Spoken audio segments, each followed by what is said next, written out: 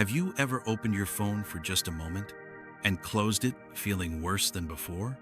You weren't looking for trouble. You were just scrolling, just checking. Someone got promoted.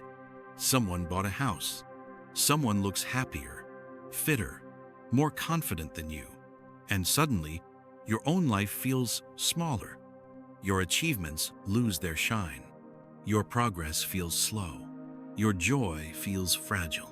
You tell yourself, I should be happy for them. And maybe you are, but somewhere inside, a quiet voice whispers, why not me? Am I behind? What am I doing wrong? If you've ever felt this ache, this silent heaviness that comes from comparing your life to someone else's, stay with me. Because this story is not about ambition or improvement. It's about understanding why comparison slowly steals your happiness, and how, the moment you stop measuring yourself against others, your life begins to feel like your own again. There once lived a man named Ethan in a town surrounded by long roads and open fields. Ethan was not unhappy with his life, at least not at first. He had a steady job, a small home, a few close friends. Nothing extraordinary, nothing terrible. But Ethan had a habit that quietly grew stronger each year. He compared his income to his coworkers, his progress to his friends, his life timeline to people he barely knew. In Ethan's mind, every comparison became a scale. On one side was his life. On the other side was someone else's. And no matter how much he added to his side effort, discipline, improvement, the scale always seemed tilted. Someone was always ahead, always faster, always happier. At first, Ethan believed comparison motivated him. It pushes me, he said. It keeps me sharp. But slowly, something changed. The scale grew heavier. Every time he saw someone succeed, a new weight appeared on the other side. Every time he failed, the scale dropped lower. Ethan stopped enjoying what he had, because he was always measuring it against what he didn't. At night, he lay awake thinking, I'm doing everything right, so why do I feel so far behind? One morning, after another restless night, Ethan decided to walk beyond the town. I need perspective, he told himself. I need to understand why I feel this way. He followed a long road that led into the hills. As he walked, he imagined the scale he carried inside, heavy, never balanced, never satisfied. Eventually, Ethan reached a wide open field. In the center stood an old man arranging stones carefully on the ground. The stones were all different sizes, different shapes, different colors, yet the old man handled each one with equal care. Ethan stopped and watched. What are you doing? Ethan asked. The old man looked up and smiled gently. I'm sorting paths, he said. Paths? Ethan asked. Yes, the old man replied. Everyone walks a different one. Ethan frowned. I feel like I'm falling behind, he admitted suddenly. No matter what I do, someone else always seems ahead. The old man gestured for Ethan to sit. Then let me show you what you're really carrying, he said. The old man picked up 2 stones, one smooth and light, one heavy and rough. He placed them on opposite sides of a wooden plank balanced on a rock, a simple scale. This, he said, pointing to the smooth stone, is your life. And this, he said, pointing to the heavier stone, is someone else's highlight. The scale tilted instantly. Ethan nodded. That's exactly how it feels, he said. The old man smiled kindly. Now watch. He lifted the heavier stone and replaced it with another, then another. Each time, the scale tipped again. Do you see? The old man asked. No matter which stone you place there, the scale never rests. Ethan felt a tightness in his chest. That's my life, he whispered. No matter what I do, I never feel enough. The old man nodded.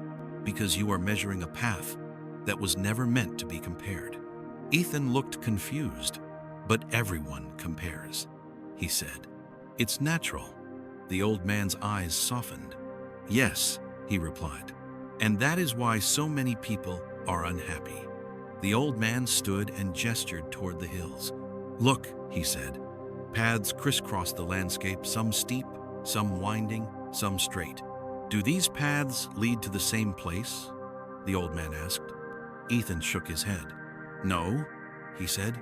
They're completely different. The old man smiled. Then why? He asked gently. Do you insist on measuring your journey by someone else's steps? Ethan felt the question sink deeply. All this time, he had believed his pain came from not having enough. But now, he saw another truth. His pain came from constantly checking where he stood compared to others. Comparison had not inspired him. It had erased his presence. The old man reached into Ethan's chest in imagination and pulled out the scale. Feel this, he said. Ethan felt the weight clearly.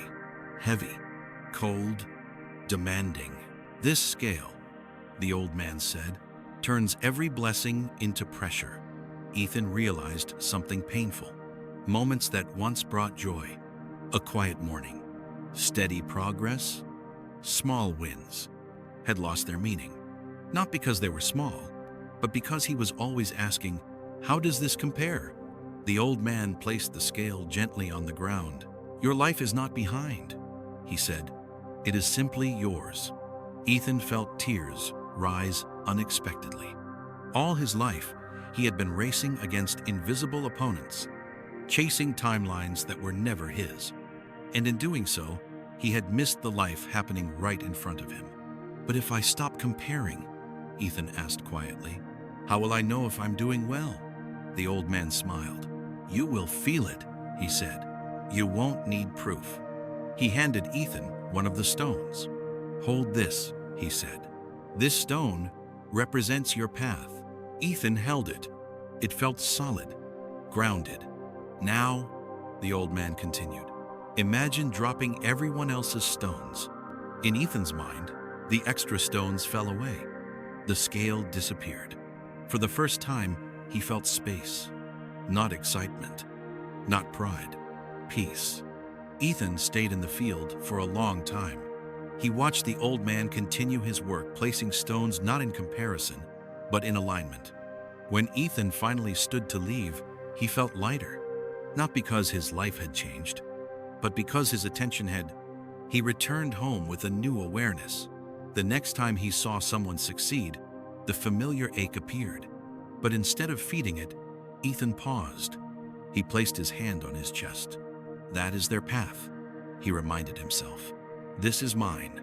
Slowly, the weight softened. Days turned into weeks. Ethan didn't stop wanting to grow. He stopped wanting to compete with lives that weren't his. His joy returned in small moments. His progress felt real again. His life felt present. Now, my friend, let me offer you a simple practice you can begin today. When you notice yourself comparing, pause for one breath. Place your hand on your chest. Ask yourself gently, am I measuring or am I living? Then ask, what part of my life am I ignoring right now? Bring your attention back to what is real, not relative. Do this often. Comparison is a habit, and habits can be unlearned. Here is the truth many people never realize. Comparison does not show you where you stand. It only shows you where you are not. Happiness does not come from being ahead of others. It comes from being aligned with yourself. The moment you stop comparing your path to someone else's, you stop walking against your own life. And that is the moment your happiness finally has space to breathe.